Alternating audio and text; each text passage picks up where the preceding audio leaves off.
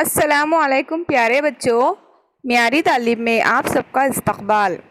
آج ہم سنیں گے ایک بہت ہی مزیدار اور دلچسپ کہانی جس کا عنوان ہے تدبیر۔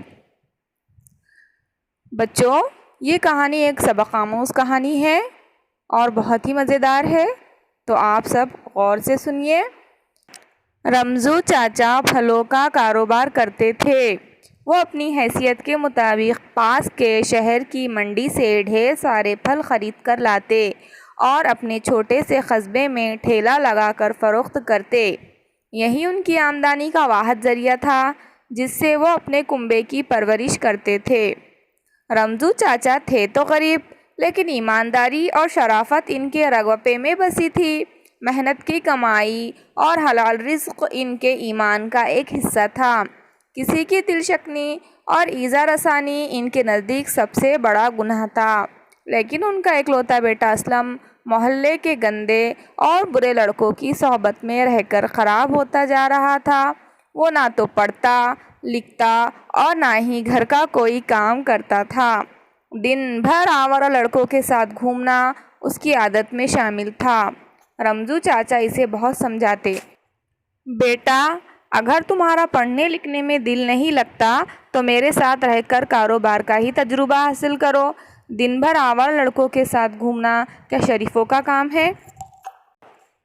لیکن اسلم کے کانوں پر جوں تک نہیں رینگتی۔ رفتہ رفتہ چچا اسلم کی حرکتوں سے پریشان ہو گئے۔ وہ سوچتے رہتے کہ آخر کون سی تدبیر اسلم کو راہ راست پر لا سکتی ہے۔ اسلم کی اصلاح ان کی زندگی کا جیسے واحد مقصد بن کر رہ گیا تھا۔ بالآخر ان کے ذہن میں ایک ترکیب آ گئی۔ چاچا نے ایک دن اسلم کو اپنے پاس بلایا اور بڑی شفقت سے بولے، بیٹا تم نے آج تک میرا کوئی کام نہیں کیا ہے، آج میرا ایک چھوٹا سا کام کر دو۔ اسلم نے اس دن چاچا کی بات خوشی خوشی مان لی۔ چاچا بولے، بیٹا یہ لکڑیوں کی چھوٹی چھوٹی پیٹیاں ہیں، ان دونوں پیٹیوں میں تازہ تازہ آم جما دو۔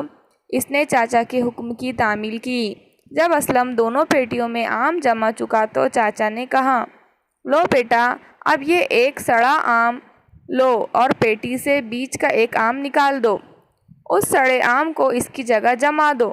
اسلم نے فوراً ایک پیٹی کے درمیانی آم کو نکال کر اس کی جگہ سڑے آم کو رکھ دیا۔ چاچا کی بات اس کی سمجھ میں بالکل نہیں آ رہی تھی۔ 2 دن گزر گئے۔ تیسرے دن چاچا نے دونوں پیٹیوں کو اسلم کے سامنے کھولا۔ بولے، بیٹا ذرا غور سے دیکھو، اس پیٹی کے بیچوں بیچ تم نے یہ سڑا آم رکھا تھا، اس آم نے سارے اچھے آموں کو خراب کر دیا ہے۔ یہ آم پھینکے ہی جا سکتے ہیں، فروخت نہیں کیے جا سکتے، اور جس پیٹی کے سبھی آم اچھے تھے وہ آج بھی ویسے ہی ہے، بالکل صاف اور بے داغ۔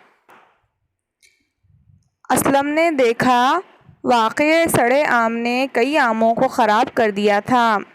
رمزو چاچا بولے، بیٹا جب ایک سڑا آم کئی آموں کو خراب کر دیتا ہے تو تم تو روزانہ کئی برے اور آوارہ لڑکوں کی صحبت میں رہتے ہو، ذرا سنجیدگی سے سوچو کہ تمہارا کیا حال ہوگا۔ اسلم کی سمجھ میں ساری بات آ چکی تھی۔ اس نے اسی دن سے برے لڑکوں کی صحبت چھوڑ دی۔